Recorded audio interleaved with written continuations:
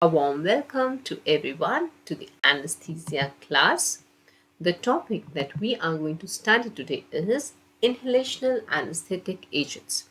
As the name suggests, these inhalational anesthetic agents will be delivered directly to the alveoli via your endotracheal tube, which is connecting to the breathing circuit, and the anesthetic agents will come from the anesthesia machine and they are stored as volatile liquids in the vaporizer, and the fresh gas flow plus your anesthetic agent is the combination that via your endotracheal tube is going to reach your alveoli. From the alveoli, it will be carried through the blood to the effect site, that is your brain. Coming briefly to the history of anesthesia, which we've already covered in the history of anesthesia class. See, the first agent used inhalational was ether, and the most important thing that you have to know about is the World Anesthesia Day. This is also known as the Ether Day, and it is celebrated on 16th October, and it was 1846 when there was the first successful demonstration of anesthesia at the Massachusetts Hospital in Boston by W.T.G. Morton. Next commonly asked question is who discovered nitrous oxide, and it was discovered by Joseph Priestley. Now moving forward on what actually is an ideal inhalational anesthetic. As I've already told you, ideal thing means everything is perfect. It has to be stable. It should not be metabolized. It should not have a preservative, nor inflammable, no odor or sweet smelling. It should be safe to the environment. There should be no OT pollution. It should be safe for the systems of a body. It should not react with compounds and form some toxic compounds. And above all, it should have a stable vapor pressure and a boiling point. So these are all what consist of an ideal inhalational anesthetic. And if I tell you the star question here which is asked is, give the example of the ideal inhalation anesthetic, the answer is xenon. The answer is xenon. Xenon is still not in practice because of the high cost that is related to it, but it is considered as an ideal inhalational anesthetic. Moving to the general principles of inhalation anesthesia. See, when we talk about inhalation anesthesia, there are some basic concepts that you all have to understand, followed by the individual inhalational agents, right? Let's start from some basic concepts, and along the flow we'll go for the specific inhalational agents. See, inhalational agents generally have to cover all the components of general anesthesia, and they do cover it. But there is not a single inhalation agent which is covering all the 5 components of general anesthesia. The most common component of general anesthesia which is missing in the inhalational agents is analgesia. It is the analgesia. Now, which are the inhalational agents which provide analgesia? These are nitrous and trilene, but they are not complete anesthetics in themselves also. But the inhalational agents which provide analgesia are nitrous oxide and trilene. These inhalational agents are hydrophobic and amphipathic. They generally bind to a large number of receptors, most commonly GABA, glycine, potassium, sodium, calcium. And there are 2 inhalation agents which are going to join to NMDA receptors also, and this has been asked a lot many times. The inhalational agents which join to NMDA receptors are nitrous oxide and xenon. And if you all remember, the IV induction agent ketamine was the one which joined this NMDA glutamate receptor.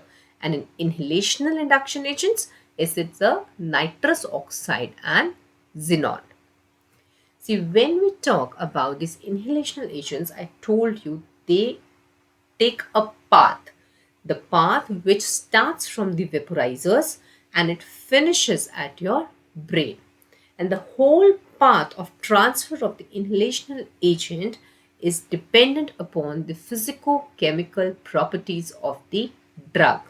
There are a lot of factors that involves this transfer of the inhalation agent and it's reaching the effect site.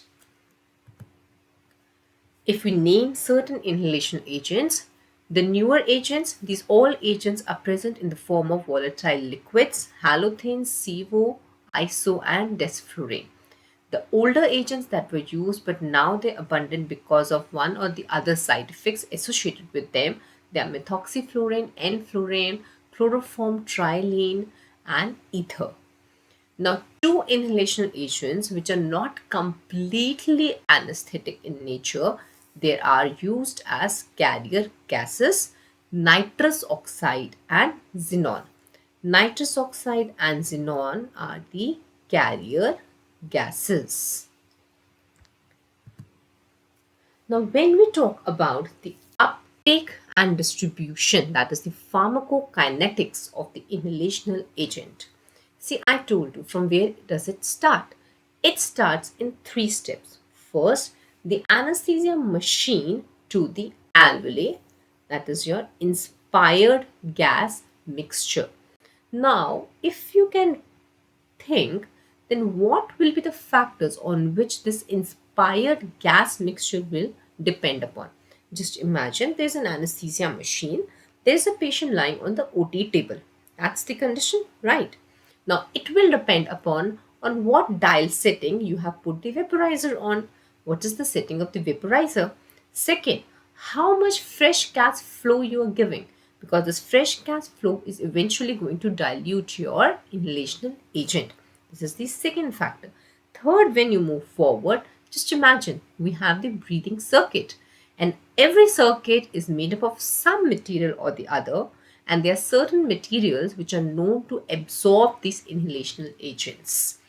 Then the volume, the dead space of the circuit, that too will depend on how much inhalation agent or what will be the fraction of inspired gas that contains that inhalational agent.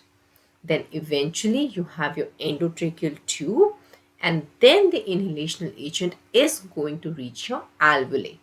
Now in the alveoli again, it will be the breathing rate, right? The respiratory rate. How much is the patient respiring?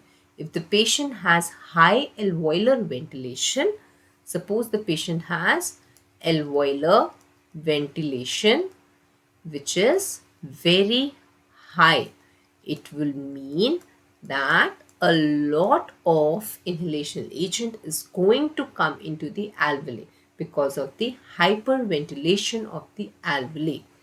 More the alveolar ventilation, more is the inhalational agent in the alveoli and faster is the induction of anesthesia.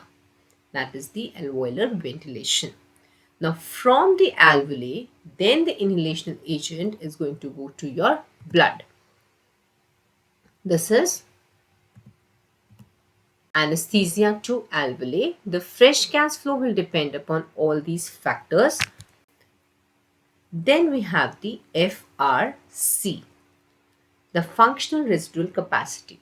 More is the FRC, more delayed induction will be there because more dilution of the inhalational agent can be seen. So these are the factors on which the fraction of inspired inhalational agent will depend upon. Now, one thing that you all have to understand is that when the inhalational agent has reached the alveoli, now it has to go into the pulmonary circulation and eventually it will reach your brain. But all this is through the partial pressure gradient of the inhalational agent and not the concentration of the inhalational agent. Please remember the diffusion or the transfer of the inhalational drugs is because of the partial pressure difference between that blood and the alveoli, because blood has zero inhalational agent in it, right? So there is a partial pressure difference that is created. The same goes for your brain and the blood. Lastly, the concentration of the anesthetic agent in the tissue depends upon its partial pressure as well as the tissue solubility, which is also known by the name of oil gas partition coefficient. Please remember there are two different terms. One is the blood gas partition coefficient and the other is the oil gas partition coefficient, and they're not same. Okay, blood gas and oil gas concentrations. I was talking about the pharmacokinetics.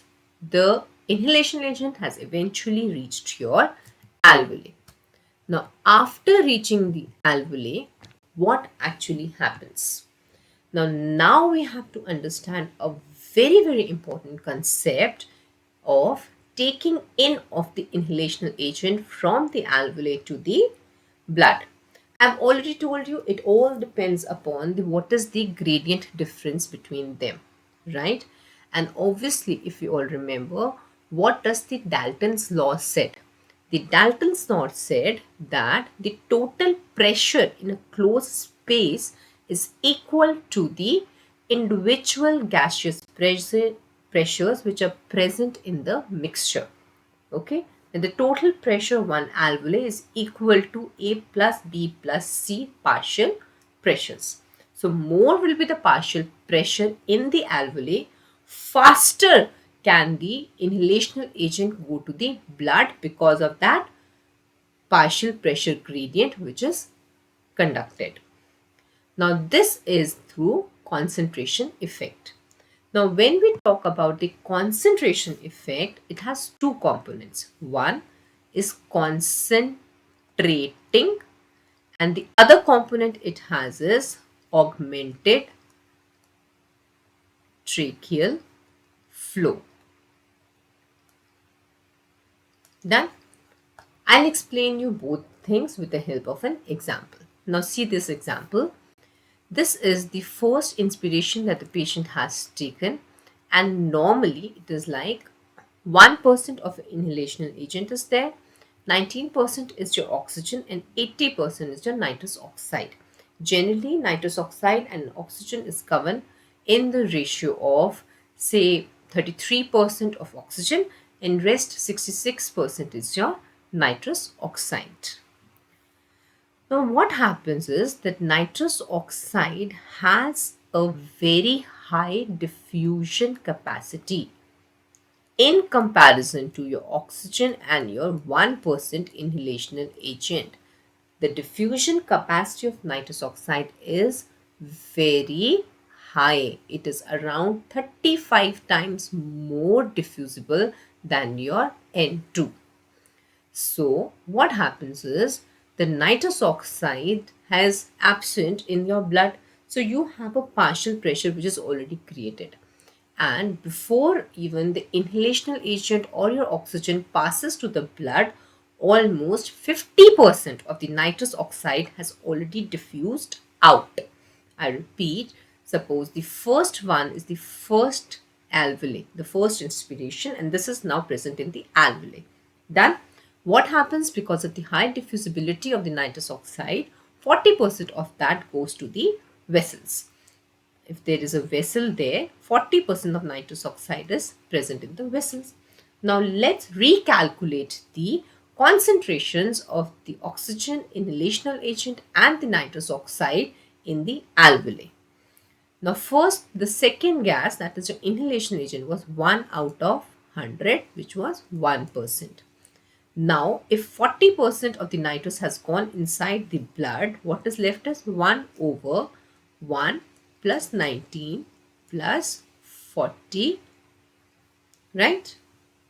This is around 1 by 60.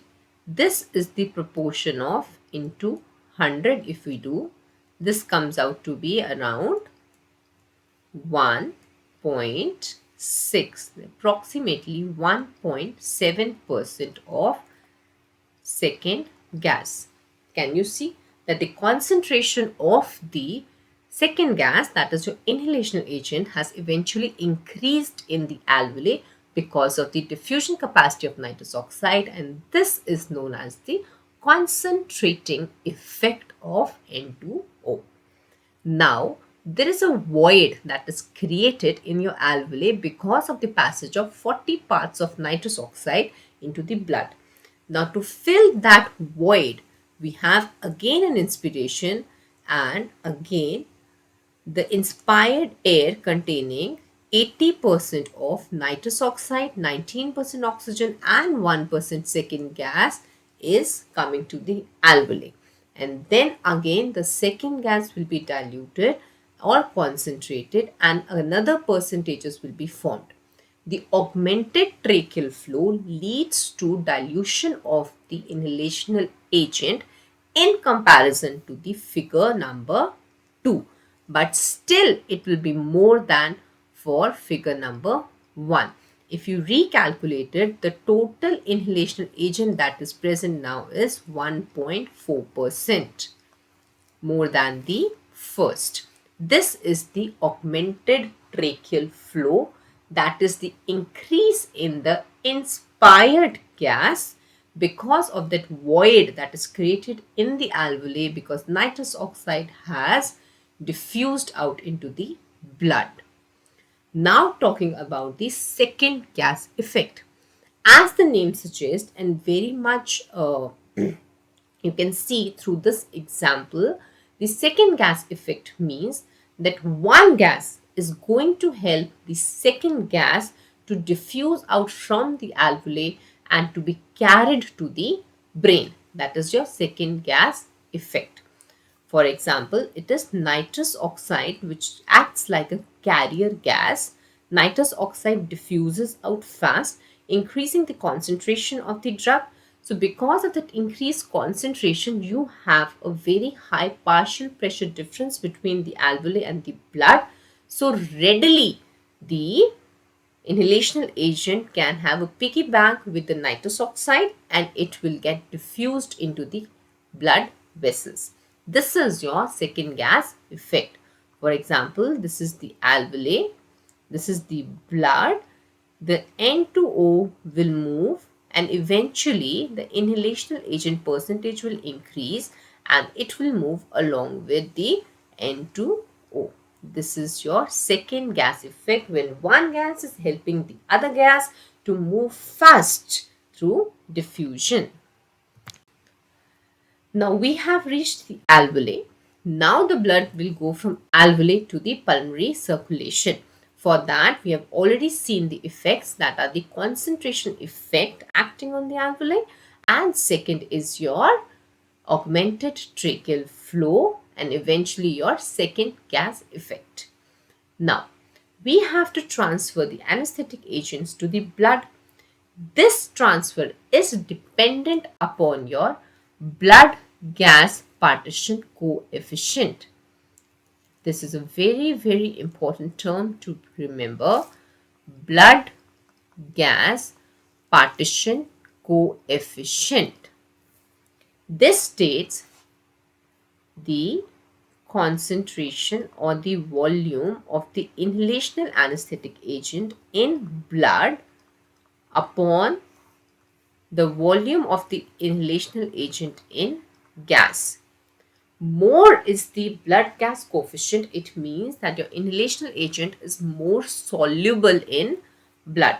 If this is the blood, it has some proteins which bind to these inhalational agents. If they are very active, it means that most of the drug will get bound to these proteins, and that drug will be highly soluble in this, having a very high blood gas partition coefficient, because actually what acts on your brain is the free form of the inhalational agents which is present. Now adding to this, what happens is that if a gas has a very high blood gas partition coefficient, that is, it is very highly soluble in the blood, so what will happen, it will take a lot of time to get saturated and eventually to come at equilibrium with the alveoli, right? So more is the blood gas partition coefficient, slower will be the induction as well as recovery of that drug, because most of the drug is required for the saturation of those proteins or etc which is found in the blood, and eventually which is left after the saturation has taken place will be used for the effect side equilibrium. So please always remember that blood gas partition coefficient, lower the Bg coefficient, faster would be induction of the agent. So blood gas partition coefficient is the surrogate marker for the induction speed, and it is inversely proportionate. Blood gas is inversely proportionate to the speed of induction as well as recovery. I hope this concept is very clear to you about the blood gas partition coefficient. When we talk about Bg coefficients, it is least for desflurane, followed by sevoflurane, and it is more for your halothane if we are talking about these four agents. Okay, that is the main reason. Always remember that generally desflurane and sevoflurane do not require nitrous oxide as a carrier gas, because their blood gas partition coefficient is very small. That is why equilibrium is reached very fast, and hence they can have a very fast onset of action in your brain and vice versa. Talking about the cardiac output, just imagine you have an alveoli here, you have one alveoli and you have a blood vessel. If lots and lots of blood vessel or blood is flowing through these vessels, it will eventually mean that there is less equilibrium that is achieved between the alveoli and the blood because of the very high turnover of the blood that is taking place. That is why cardiac output, more is the cardiac output, slower will be the induction and recovery of the patient. Please remember, more is the cardiac output, it means there will be no time for that equilibrium to reach, and whatever the drug comes, it becomes soluble and moves. It becomes soluble and moves. There is no time for it to stand there for a while so that an equilibrium is reached. This is why desflurane and sevoflurane are always implicated that they don't require nitrous oxide as the second gas for carrying them to the blood. This was very important because nitrous oxide has been implicated to cause environmental pollution according to the OSHA guidelines. Okay, that is why SIVO and DES, such new inhalational agents have been developed which no longer require this as their carrier gas because of the very low blood gas partition coefficient. Talking about the FRC, more is the FRC, more diluted your inhalation agent would be there, and slower would be the speed of induction. Now moving to the pulmonary circulation, eventually to your brain, that is your effect site. We have to have an equilibrium between the pulmonary circulation and your tissue, that is your brain. Now this will depend upon your again a partition coefficient, that is your oil gas partition coefficient, or in other terms you can also state it like tissue gas partition coefficient. That is the concentration or the volume of your inhalational agent in the tissue divided by the volume in the gas, that is your alveoli. More lipophilic is your inhalational agent, more it will be present in the tissue, and faster would be the induction of anesthesia. So oil gas partition coefficient is at the level of the tissues. It is at the level of your tissues and it is directly proportional to the induction speed. It is directly proportional to the speed of induction. More soluble it will be in the tissues, faster would be the speed of induction. And lastly, blood flow to the brain. More will be the blood flow, faster would be the removal of your anesthetic agents from the tissue. I hope the concept of concentration agent, second gas effect, and your blood gas partition coefficient and oil gas partition coefficient is clear. Moving to, there are certain hypotheses that had been developed for the mechanism of action of your inhalational agent. Certain hypotheses are like Mayer-Overton hypothesis, which states that more is the lipid solubility of the drug, more will be the potency of the agent. I'll just recapitulate what potency of an agent means. Potency means how much dose of a drug is required for an effect to come. That is the how much potent your drug is. This is Mayer-Overton hypothesis. The lipophilicity of the drug is directly proportional to the potency of the drug. Second is the critical volume hypothesis, which stated that anesthetic drugs bind to hydrophobic sites in that phospholipid bilayer of your membrane. And when they bind and they bind above certain critical volume, that alters the membrane function and eventually those inhalational agents will reach your receptors and your tissue, leading to anesthesia. Many more such theories have been found, like fluidization theory, glycine receptor theory, or unitary hypothesis. But the most commonly that are used are Mayer-Overton and critical volume hypothesis, which are even asked. This is the blood gas partition coefficient of the maximum or the most commonly used agents. Yes, it is required to be remembered because what kind of question comes is that out of these drugs, which drug has the fastest onset or the speediest recovery? And that depends upon your BG partition coefficient. Talking about the ideal anesthetic agent, which is the xenon, it has the one of the lowest blood gas partition coefficient. Xenon has the lowest BG partition coefficient of 0.11. Higher the blood gas, slower is the induction. Talking about nitrous oxide, it is 0.47.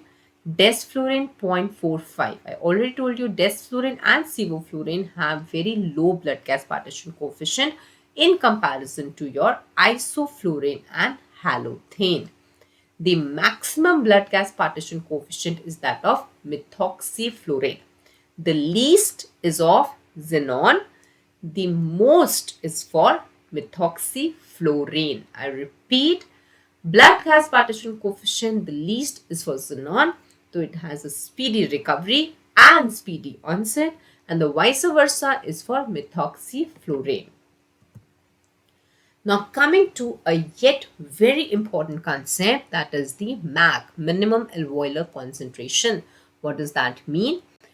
As the name suggests, the minimum alveolar concentration means how much minimum drug or the inhalation agent at 1 atmospheric pressure should be present in the alveoli such that there is immobility to standardized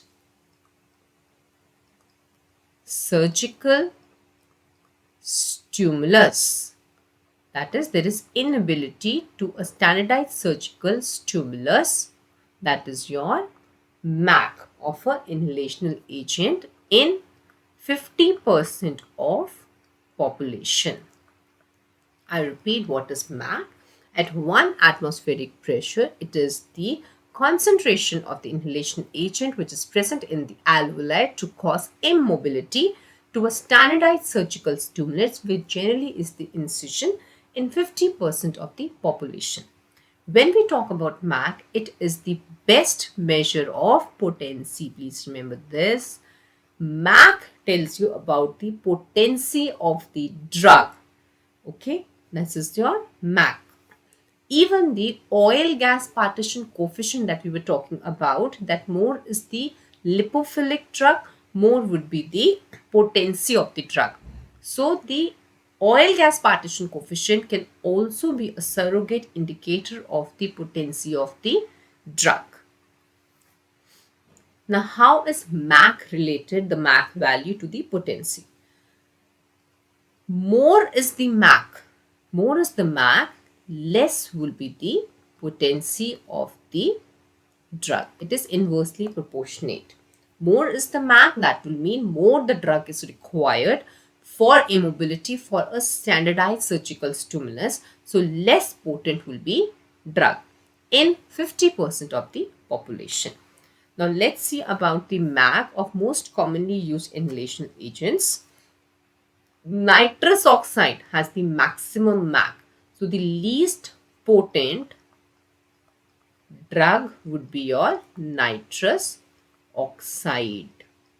Out of the halogenated inhalational agents, it is the desflurane which is the least potent. And the most potent drug, as you can see, is the MAC value is least for methoxyflurane. This is the most potent agent of inhalational anesthetics. Your MAC value is inversely related to your potency. More is the MAC, less is the potency. So most potent is methoxyflurane, least potent nitrous oxide.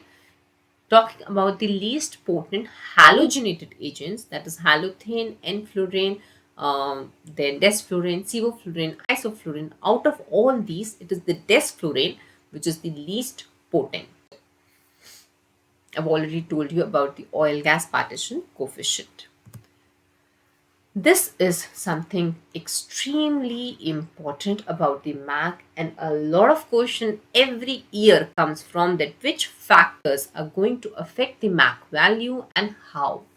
So MAC value can be affected in two ways. Either something will decrease the MAC value or something is going to increase the MAC value.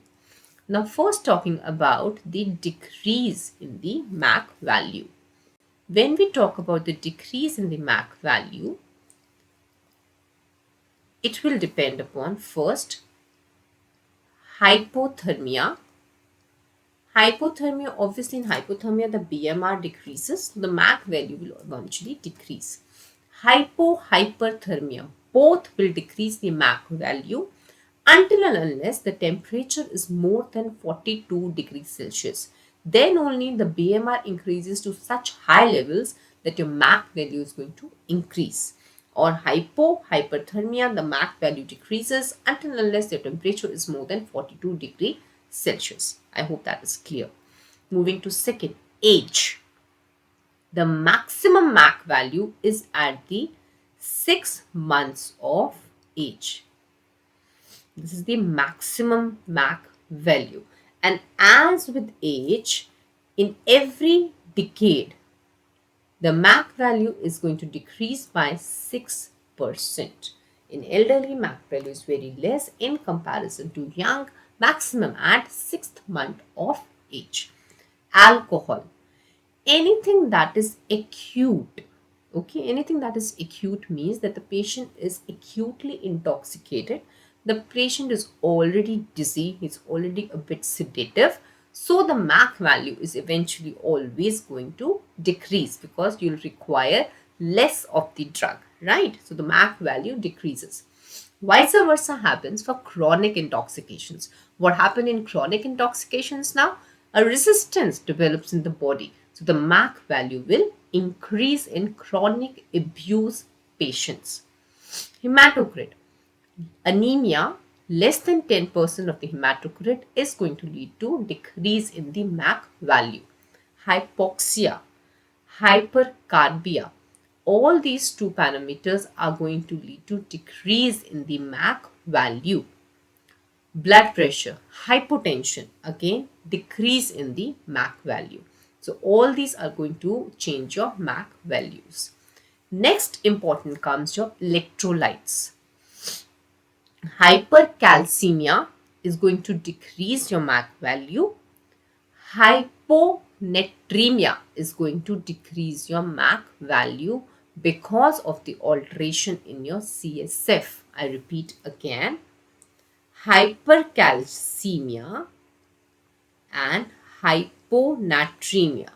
Both these conditions are going to decrease your MAC value. And hypernatremia per se will increase the MAC value. Now, talking about the drugs.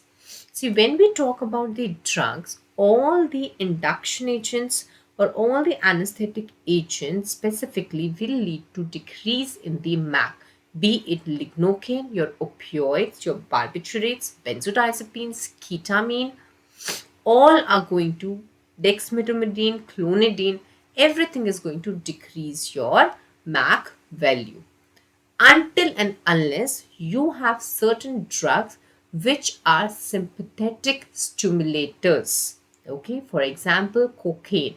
All the local anesthetic agents are going to decrease MAC except cocaine, because cocaine is sympathetic stimulant. So this is cocaine which actually increases your MAC value, and all LAs will decrease your MAC value. Then comes your amphetamines. Amphetamines are again stimulators.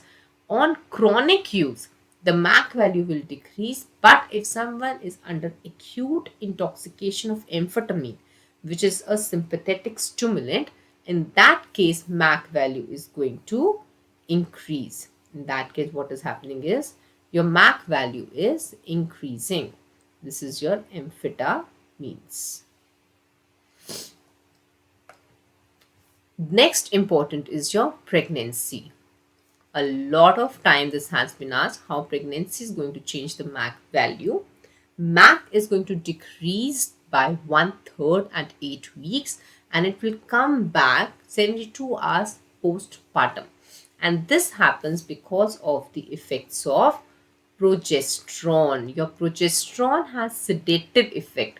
That is why your MAC value will decrease during pregnancy and come back only after 72 hours postpartum. One is progesterone, and second is that in pregnancy you have increased sensitivity of your sleep fibers, of the nerve fibers. Sensitivity actually increases. That is why the MAC value also decreases in pregnancy. Next question that comes is, which factors do not affect your MAC? And the factors are gender, thyroid, the most important. These two do not alter the values of MAC. And then in electrolytes, potassium has been seen not to affect much of your MAC value, and the duration of anesthesia is not going to affect the MAC value. Most important of them are gender and thyroid. We have different types of MACs that are present. One is the MAC 50 that I've already told you about. Similarly, we have MAC 95, in which 95% of the population has immobilized, and it is around 1.3 MAC. It is around 1.3 MAC. Moving more towards it, we have burst suppression. A large concentration of the inhalational agent has been given to produce this burst suppression, in which the MAC is twice the MAC 50. The burst suppression comes when we have 2 MAC. Then we have MAC awake. MAC awake is that alveolar concentration of the anesthetic in which the patient opens his eye to the commands. It is almost half the MAC value. That's 0.5 MAC. MAC awake, MAC 50, MAC 95, and then we have MAC bar. MAC bar is the alveolar concentration of the anesthetic agent that blunts the adrenergic response to noxious stimuli.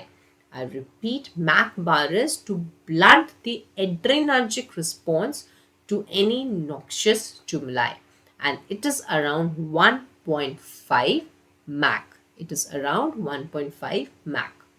Then we have MAC intubation.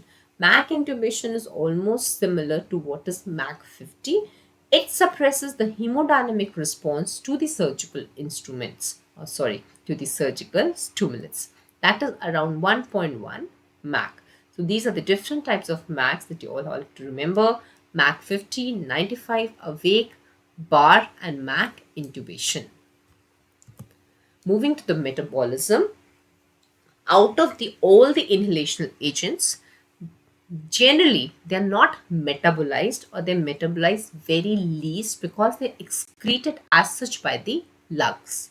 But the maximum metabolism that has been seen is by methoxyflurane. This is the maximum drug, which is the drug which is maximum metabolized. And because of the metabolism of methoxyflurane, you have the maximum amount of fluoride that is released on metabolism, which causes vasopressin resistant high output renal failure. This is asked a lot many times. What does methoxyflurane cause? It causes vasopressin resistant high output renal failure. For this, you even get a case scenario in which the most specific thing that they say is that the urine output has increased, that is methoxyflurane.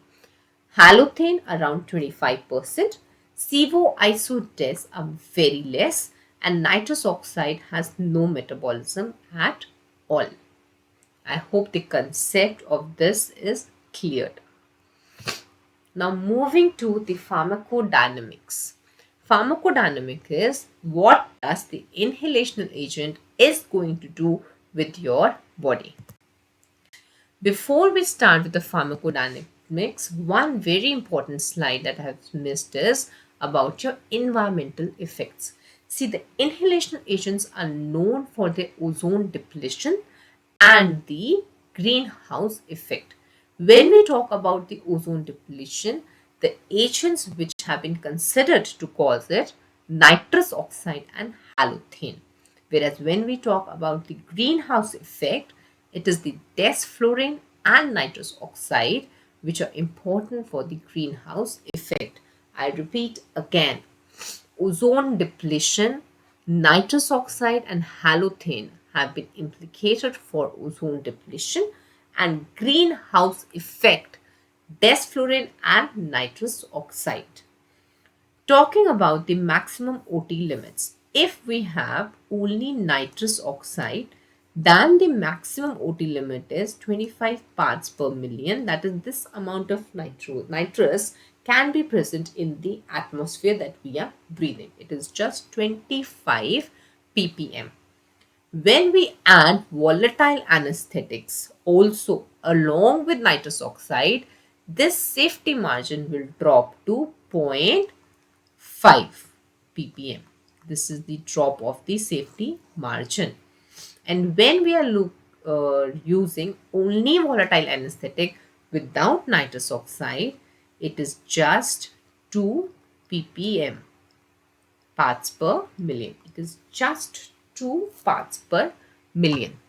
I repeat, nitrous oxide, if used alone, then the environment should have less than 25 parts per million of your drug. If volatile anesthetic is being used alone, then 2 ppm is what we require. But if both are going, then it is just 0.5 ppm. That can be present in the environment in the OT. Please remember this maximum OT limits, because environmental pollution is a hotshot topic which is going on these days. Talking about the halogenated agents, I've already told you, out of them, desflurane has the most potential for global warming.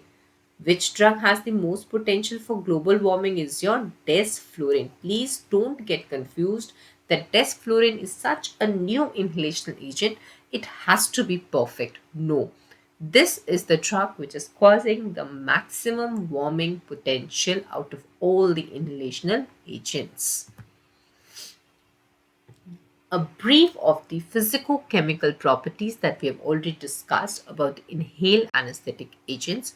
See, it's not practically possible to remember all this, but still, just to give you a little idea and the brief things that are very important. Out of this, the first and the foremost is desflurane's boiling point and the vapor pressure. If you see, the boiling point is very low, okay, it can boil at the room temperature itself, but the vapor pressure is very high, that is 669 mmHg. Okay. For this, for the delivery of desflurane, because of these two parameters of desflurane, we use a special vaporizer, that is your Tech 6. Tech 6 vaporizer is actually used for desflurane exclusively. Okay.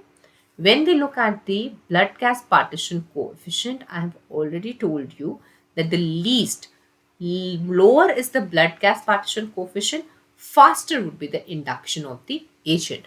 And the vice versa goes for oil gas partition coefficient. Then we have the MAC value. The MAC of xenon is 70.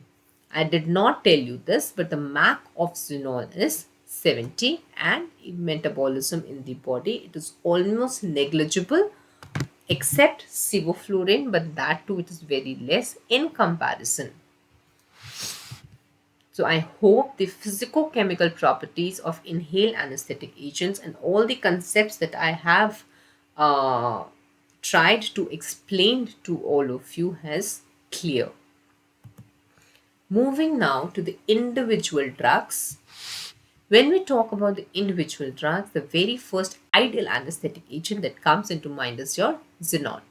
Xenon is ideal. Blood gas partition coefficient is just 0.11, so very fast onset and very fast recovery.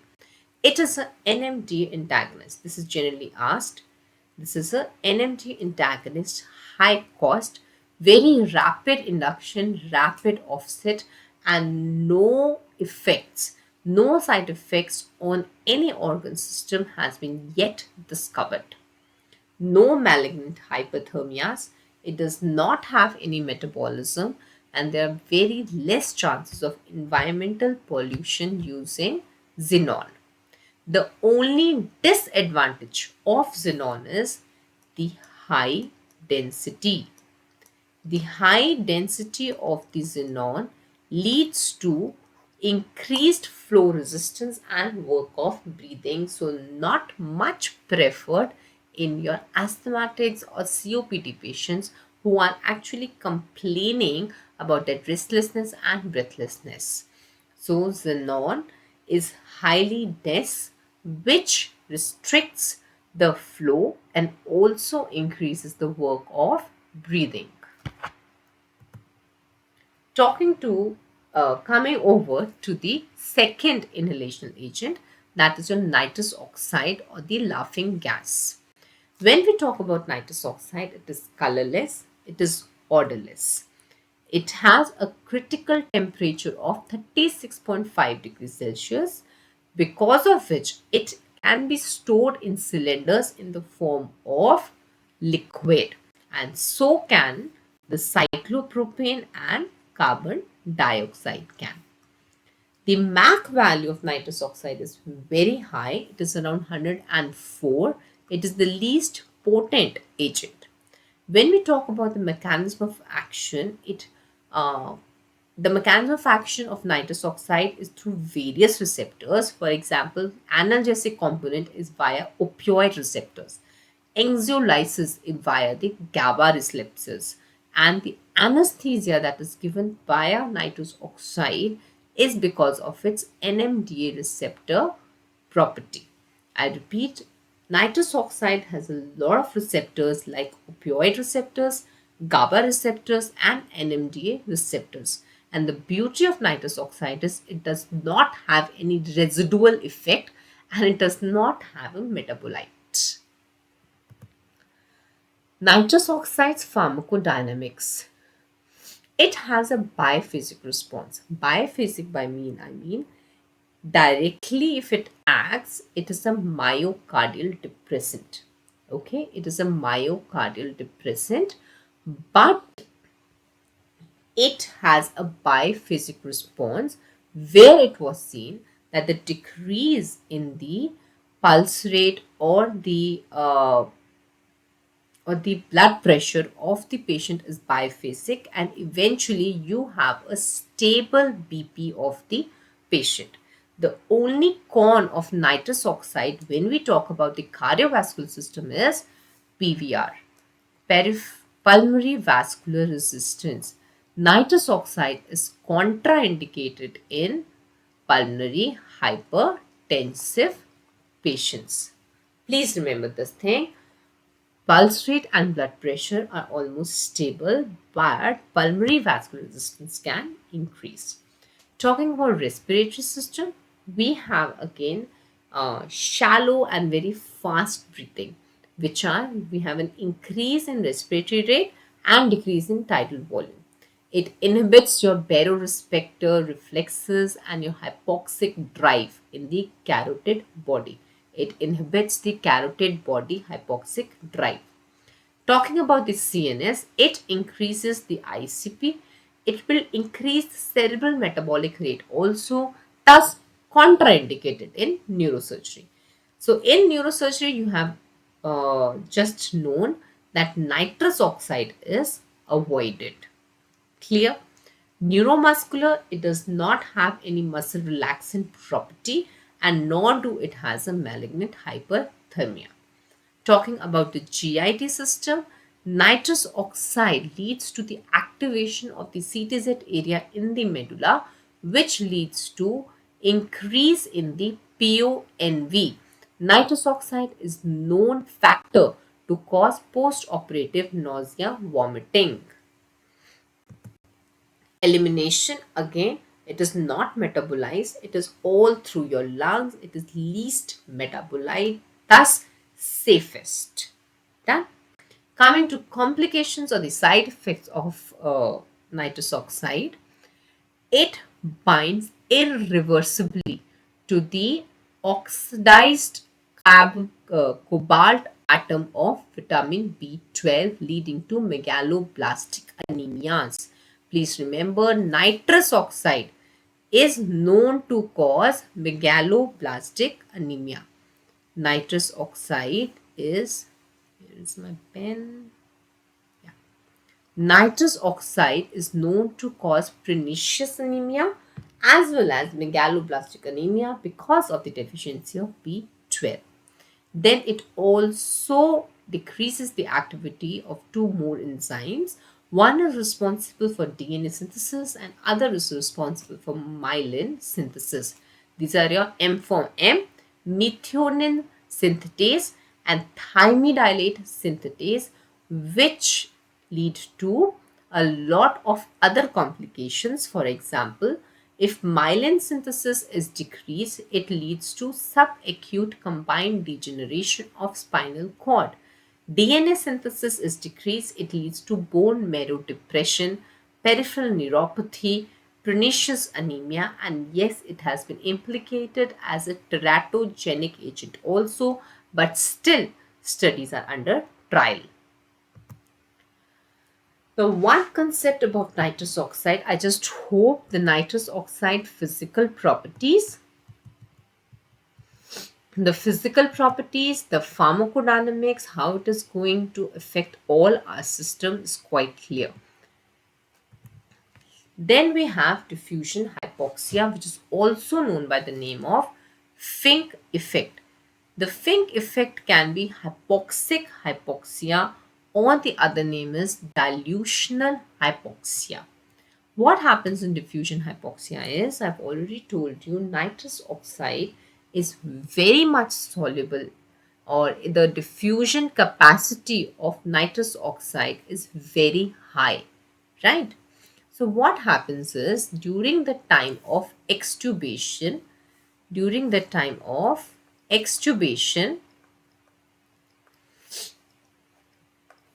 this is your alveoli and this is your blood. We stop giving nitrous oxide, okay? Because now surgery is over. We stop giving nitrous oxide and there is a reverse gradient that is formed between the nitrous oxide and the air that is present in the alveoli. Now, all the nitrous oxide, eventually what it does, it goes to the alveoli in place of N2, and this is going to now dilute the presence of the oxygen. It dilutes the oxygen, eventually causing hypoxic hypoxia. This is the diffusion of nitrous oxide. It is around 35 times more diffusible than N2 that is present in the air. So, by speed, it just enters at the time of extubation when you have stopped everything from back from the blood vessels to the alveoli and dilutes your oxygen, leading to hypoxic hypoxia. How it can be prevented? This is prevented by increasing the FiO2 to 100% after or during the extubation. During the extubation, there has to be 100% oxygen which has to be given to the patient at least 5 to 10 minutes before the extubation takes place. That is your diffusion hypoxia. Now the expansion, as I've already told, nitrous oxide very readily goes into the blood and it has a property that it expands the air-filled cavity. What does nitrous oxide does? It expands the air-filled cavity and thus it is contraindicated in pneumothorax, pneumocephalus, some middle ear surgeries or air embolisms, bowel obstructions and tympanic membrane graft. In all these conditions, we should try to avoid nitrous oxide. Uses: it is used as carrier gas. It can be used in the form of Antonox for labor analgesia. Now, if I come back to nitrous oxide, I just hope this pharmacodynamics of this drug is very, very important. CVS, it is stable. It is a choice of agent for the cardiac surgeries, but it increases your pulmonary vascular resistance. Respiratory, everything normal. It only inhibits carotid body hypoxic drive. In CNS, there is vice versa. That is, your ICP is increasing, but cerebral metabolic rate of oxygen consumption is decreasing. Neuromuscular blockers, they are known for potentiating or they have no muscle relaxation effects. It does not cause malignant hyperthermia, but it does increase the chances of PONV because of the activation of the CTZ area in medulla. Now coming over to halothane, again it is non-flammable, non-explosive and it is very, very sweet smelling. Okay, but halothane decomposes very fast in the sunlight. So there are two things to be done. One, keep it under shade, and second, to use thymol as your preservative. As the preservative.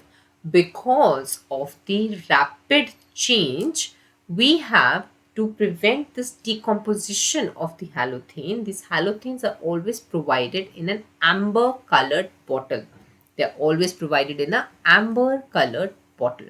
The MAC have already told you 0.75, and this is the agent which is absorbed in the rubber tubing. When we talk about the rubber tubing, this is the agent that is responsible for the rubber tubing. Then we have the lipid solubility.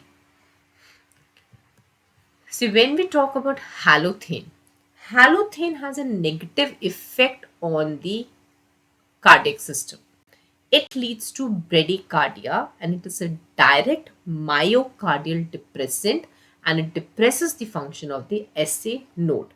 It also depresses your baroreflexes, and it increases the sensitivity of your heart to the arrhythmogenic effects of the epinephrine. This is the major problem with halothane, leading to bradycardia as well as the junctional rhythms, and also increases the sensitivity of the patient to the arrhythmogenic effects of epinephrine.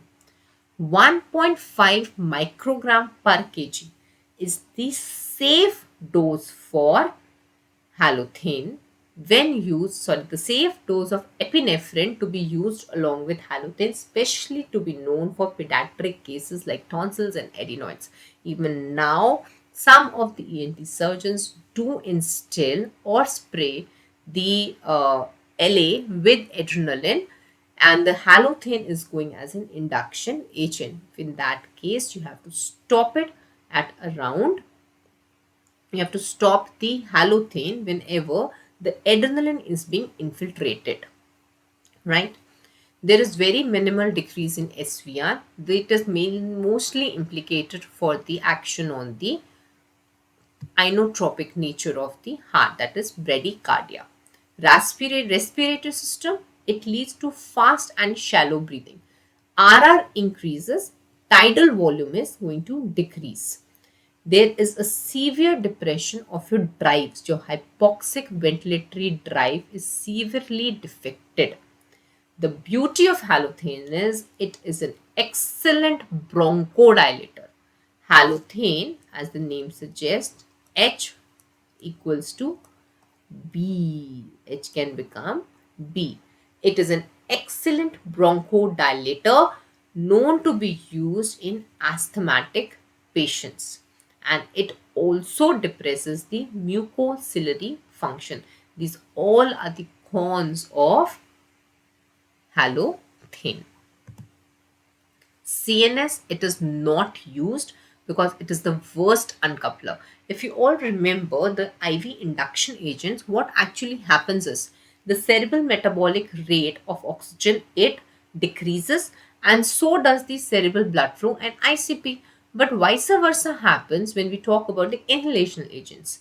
The metabolic rate decreases, but cerebral blood flow, or it remains the same, and ICP is actually increased, and this is uncoupling, and halothane is the worst uncoupler, so it is contraindicated to be used in neuro cases. Is that clear? Halothane should never be used. If you get a scene in which you have a neuro case that is being to be done and it is asked which agent has to be avoided, it is your halothane that has to be avoided. The yet another complication of halothane that we all come is halothane shakes or the shivering. It is last. Yeah, it is asked. Talking about uterus, again an advantage and a disadvantage. It is a tocolytic, a very, very good tocolytic. You try and relax it. And it is, this property is used actually for the manual removal of placenta and uterine inversions. But on the same ground, it is contraindicated in labor because it can lead to PPH, that is the postpartum hemorrhage, so contraindicated during labor, the uterus. Halothane has a very special property that it gets oxidized. I told you 20% of halothane undergoes metabolism and maximum is the methoxyfluorine. Now when it gets oxidized, it produces a trifluoroacetic acid, and this trifluoroacetic acid then joins with the proteins. It joins with the proteins to form certain adducts. Okay, it joins with the protein to form certain adducts, and these adducts are then attacked by the cell mediated immunity, and eventually they go and settle in the liver, leading to mild hepatitis to fulminant centrilobular necrosis of the liver parenchyma. So you have two sins: type 1 halogen hepatitis, which is controllable, and type 2 halogen hepatitis, which is very, very aggressive and fulminant in nature.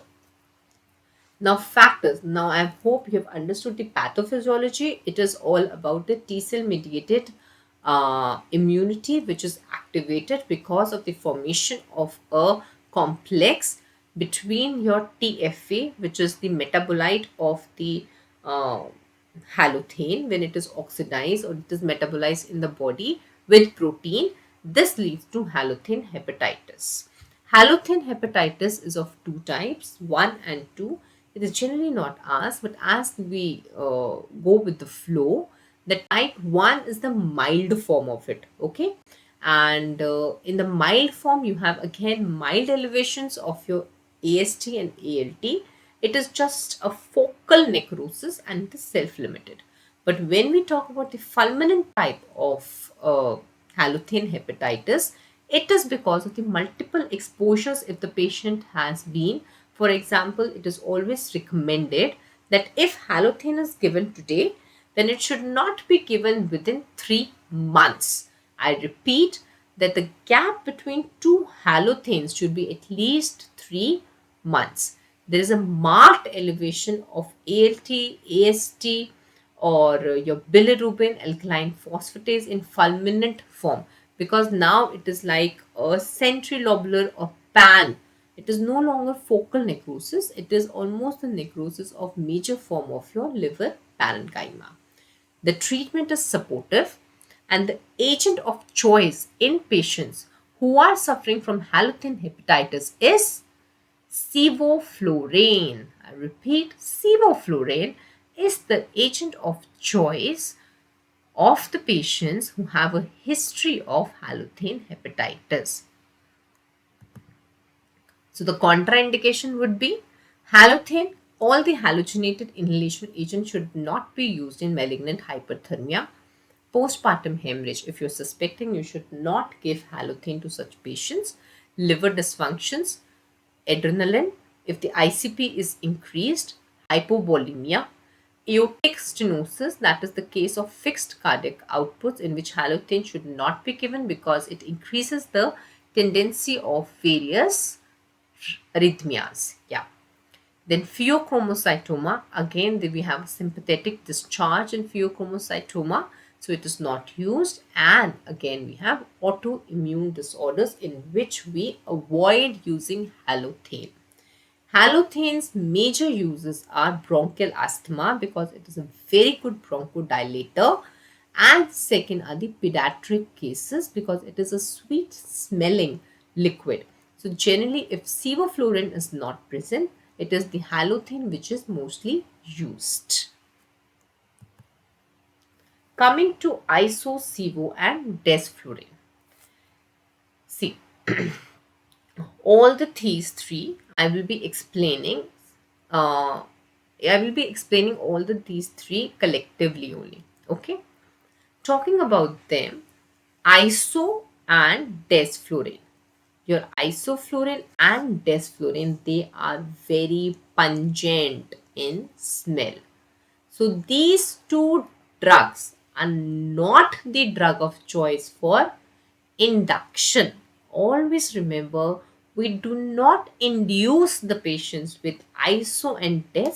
We maintain the patients under the iso and desflurane. I repeat, isoflurane and desflurane, they both are pungent, whereas sevoflurane, it is sweet smelling. Talking about the MAC, ISO 1.2, 6.6 is for desflurane and 2 is for 2 is for sevoflurane. Vaporizer, Tech 6 is the special vaporizer for desflurane, and blood gas partition coefficient or the color, this has to be the color. When we talk about the colors, all the inhalation agents have different colors. That are, your halothane is red in color, your isoflurane is purple in color, sevoflurane is yellow in color, and your desflurane is blue in color. Okay. Now moving further to the pharmacodynamics. When we talk about the cardiovascular system, one thing that these all inhalation agents are very special about is ischemic preconditioning. They all do ischemic preconditioning with maximum capacity is that for isoflurane. Okay, it is isoflurane that does maximum ischemic preconditioning. As such, all these drugs are known to decrease your systemic vascular resistance. One. Second, these drugs can cause reflex tachycardia also. It can be maintained, the heart rate, or reflex tachycardia, which is transient in nature, can also occur. Cardiac output. It is best preserved by isoflurane. Rest, it decreases. So if I see in a whole, isoflurane leads to ischemic preconditioning. The percentage that is the of cardiac output that is preserved is maximum with isoflurane. The only con of isoflurane in cardiovascular system is the coronary steal phenomena. The coronary steal phenomena states that the blood travels from the ischemic areas to the non-ischemic areas, which is bad. Okay, so this is coronary steal phenomena. If you remember, same kind of phenomena is the inverse steal phenomena or the Robin Hood phenomena of thiopentone. So the agent of choice in cardiac surgeries except MI is your isoflurane. I repeat, the agent of choice in cardiac surgeries, if MI is not present or MI is not the diagnosis, it is the isoflurane. Talking about respiratory system, as we have already talked about nitrous and halothane, RR increases and tidal volume decreases. Talking about the respiratory centers and all the reflexes, your reflexes could be your hypoxic hypercapnic reflex. Your reflexes could be the hypoxic pulmonary drive, that is your HPV or your PVR. Everything is blunted. PVR is pulmonary vascular resistance. All these parameters are blunted or decreased. Talking about the bronchial tone, the bronchodilation, even all these three are good in bronchodilation or they are bronchodilators. So this was the respiratory system. CNS. See, when we talk about the inhalational agent, what it actually does is it can change the waves of EEG from beta alpha. From beta alpha, it goes to delta and eventually theta. Okay. But always this electrical silence happens at 1.5 Mach. And again, the inhalational agents are known to cause ischemic preconditioning for these patients also. That is, they initiate, all the inhalational agents are known for causing ischemic preconditioning, whether in the nervous system or in the cardiovascular system. Now, in CNS, when we talk, ICP is increased by all. Why it is increased? Because cerebral blood flow is increased because they are directly vasodilators. Yet, all others are not direct vasodilators. These four are direct vasodilators, and thus ICP is decreased, and we have that uncoupling of your cerebral metabolic rate and your cerebral blood flow. The cerebral blood flow also increases. The CSF production is decreased in desflurane, whereas CSF absorption is increased in isoflurane. Let's not go into so much of detail. The most important thing here is that that we have decided that electrical silence comes at 1.5 Mach, right? And all increase ICP minimum by sevoflurane, all decrease the metabolic rate, maximum decrease is by sevoflurane. So sevoflurane is known for as agent of choice for neurosurgeries until and unless that patient has a history of seizures, because sevoflurane has been shown to cause seizure in one or two studies. So I hope the concept of CNS with the inhalational agent is quite clear. Hepatitis is with halothane, minimal with iso and des. Reaction with CO2 absorber, your soda lime that is present, sevoflurane is causing the release of a compound which is compound A, which is renal, or you can say which is nephrotoxic, and desflurane causes the production of carbon monoxide. The portal vein blood is decreased because there is spasm. Okay. Talking about the fluoride levels, I already talked to you about methoxyflurane that releases the maximum fluoride levels. And fluoride levels, when we talk about, it is mostly present in sevoflurane. The fluoride levels are generally present to this extent in sevoflurane. IOP is decreased in all the inhalational agents. So in a nutshell, if we see, this is a very important slide. Agent of choice for cardiac surgery, isoflurane except MI.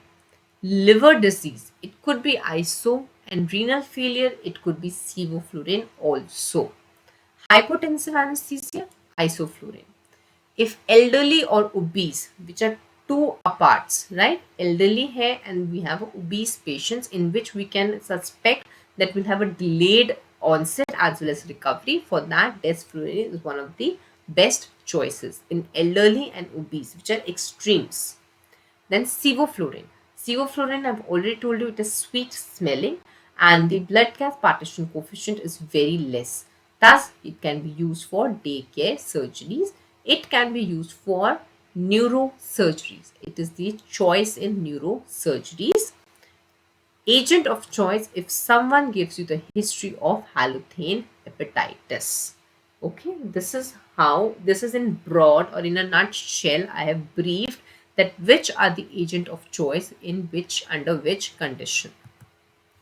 The other or the older agents that we talk about are the ether. I've already talked to you about the World Anesthesia Day, and ether was also used by Goodles, who gave the stages of anesthesia. And if you all remember, the surgical stage of anesthesia was the stage 3 and plain 3. After this, you have medullary paralysis. Talking about ether, it is an excellent agent if talked about like analgesia, muscle relaxation, then it is a bronchodilator. It has least systemic effects. It has least systemic effects and it is generally given by Schimmelbusch mask, which I had shown you in the first introduction of anesthesia. It is given by Schimmelbusch mask in a form of open drop method. This is your pros for ether. When we talk about cones, it also get decomposed in the presence of light, just similar to that of halothane. Okay? It also decomposes. Highly flammable, slow in onset, known to cause laryngospasm, and there is marked increase in secretions as well as PONV, and eventually it can lead to hyperglycemia. This is all the cons of ether. It decomposes, it's highly inflammable, it is not cost effective, it increases the chances of PONV, and hyperglycemia chances are also increased. Trilene. Trilene is the best analgesic agent. Okay, trilene is the maximum or the best analgesic effect it has. It joins with soda lime to form phosgene gas, which is toxic. Okay, that is the main reason why it was withdrawn from the market, because of the formation of phosgene gas. Trilene is sometimes used in labor anesthesia, but nowadays it is obsolete. Cyclopropane, that comes in orange cylinders. Cyclopropane is also a sympathetic stimulant, and it can be said that it is the agent of choice for shock patients. I repeat, cyclopropane is a sympathetic stimulant, and it is known to be used in shock patient, but it causes hyperglycemia, and it is also leading to the formation of phosgene gas when it reacts with soda lime. Other than trilene, can you give me some other very good analgesic agents in anesthesia? Yes, it's nitrous oxide and your ketamine, which are very good analgesic agents. Chloroform, highly toxic, leading to the one thing about chloroform that is asked is ventricular fibrillation and death. Okay, chloroform leads to ventricular fibrillation and death. Trilene, maximum analgesic effect. Cyclopropane, it is sympathetic stimulant. Chloroform, it leads to ventricular fibrillations and eventually death. Methoxyflurane, most of this I have already told you about it. It has a very high fluoride level, high metabolism, and it is highly soluble in the rubber tubings. It is most potent, and yet it is hepatotoxic, and thus none of them are in clinical uses.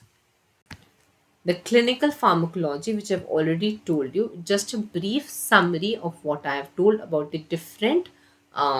about the different systems, how they are affected by the inhalational agent. Now let's have a quick revision to everything that we have studied still. Agent of choice in obesity. Of course, something which is very quick, desflurane. The compound A, I told you that compound A reacts with it is formed when sevoflurane is going to react with the soda lime. In the soda lime, it actually reacts with sodium hydroxide and KOH. And this formation of compound A can be avoided. This question is asked actually, that how can you avoid it? This is avoided by using high flow rates.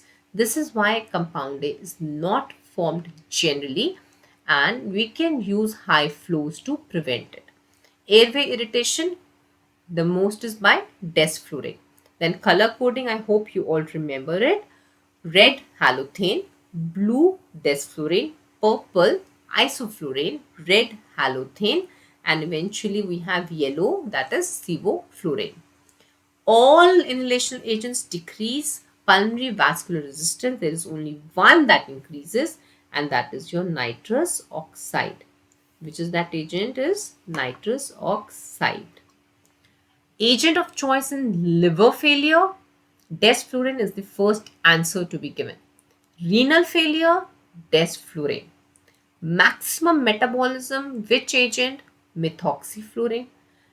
Agent of choice for cardiac surgeries, it is isoflurane. For neurosurgeries also, it is isoflurane. I repeat again, liver failure, renal failure, desflurane. Elderly, obese, desflurane. Cardiac, neuro, isoflurane. Daycare surgery, something which is sweet, something which is fast, onset as well as recovery, it is the sevoflurane. And maintenance, I've told you isoflurane and desflurane are not induction inhalational agents. So the best maintenance inhalational agent is desflurane. Agent which has minimum MAC, that is your halothane. Induction of choice in pediatric age group, sevoflurane. all the compounds, I've already told all the components of general anesthesia is covered by your inhalation agent except analgesia part. Okay. Most epileptogenic agent is enflurane. Enflurane is a agent which is known to cause epilepsy. So E for E. This is enflurane.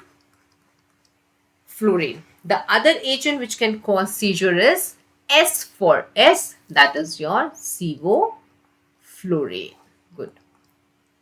Pheochromocytoma, if the case comes, what is contraindicated is halothane because it is arrhythmogenic in nature. So there are other drugs which have to be avoided in pheochromocytoma, and that are your, which drugs have to be avoided? These are your scolin, your lignocaine, and all your halogenated inhalational induction agents have to be avoided in pheochromocytoma case. Most renal toxic, something which will release a lot of fluoride levels, that is your most renal toxic will be your methoxyflurane. It is 70% metabolized, leading to vasopressin resistant high output renal failure. Good. Elderly obese, desflurane. Laryngospasm, desflurane. Now the question that comes is, which agent enhances the function of neuromuscular block the maximum? And the maximum is that it is going to actually decrease the requirements of the neuromuscular block by 30% during maintenance. The first is desflurane, which is the best agent for enhancing the function of NMDA, the function of your neuromuscular blocking drugs. Desflurane, sevoisohalothane. So the first or the one option if you get is which potentiate the action, it is desflurane. Which has the fastest speed of induction is again desflurane. Agent of choice in hypotensive anesthesia, isoflurane. Agent of choice if someone has halothane hepatitis is sevoflurane. In obstetric cases also, the agent of choice is isoflurane. It is the isoflurane. In asthmatics, we need some bronchodilator, that is your halothane. Okay. And lastly, and a star question, I've already told you that you all always have to have an edge above all the others. Which other agent can lead to second gas effect or diffusion hypoxia? It is none other than xenon. Okay, it is none other than xenon. Now, talking a little about, in the last class, in previous classes, I have told you a little about malignant hyperthermia, but there were certain things that were left. I just want to recapitulate a little about malignant hyperthermia. I just hope your inhalational anesthetic agents are quite clear. But yes, of course, there are certain things which you have to revise again and again, which includes your MAC values, your blood gas partition coefficients, your oil gas partition coefficients, and etc. And mostly the agent of choice also has to be revised because sometimes you miss upon them. Talking about malignant hypothermias, autosomal dominant, which is present on chromosome 19, it is because of the maximum increase in calcium because of the ryanodine receptors which are not working properly.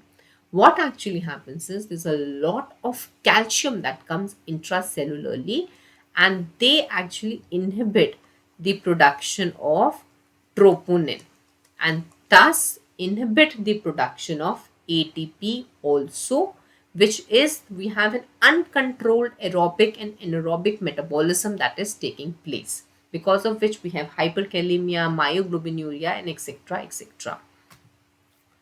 Caffeine halothane contracture test. This is the name which I actually wanted to tell you is caffeine halothane contracture test is used for the diagnosis of malignant hyperthermia. Okay. The agent of choice for treatment is, the first line of treatment is you have to stop the triggering agent, that is scoline or your halogenated halothane. If it is going on, they all have to be stopped. Okay. Dentrolin is the choice of medicine which can be given.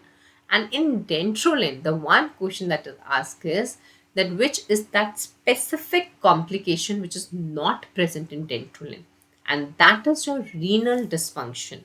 I repeat, dentrulin does not cause renal dysfunction. Okay, we have a lot of differential diagnosis when we talk about malignant hyperthermia, because we have a hypermetabolic state, we have fever, we have headache. So it all seems like a thyroid storm or pheochromocytomas, serotonin syndrome, or neuroleptic malignant syndrome. These all form the DDs of your malignant hyperthermia. So that's all about your inhalational agents. Please revise, please study, enjoy. Thank you.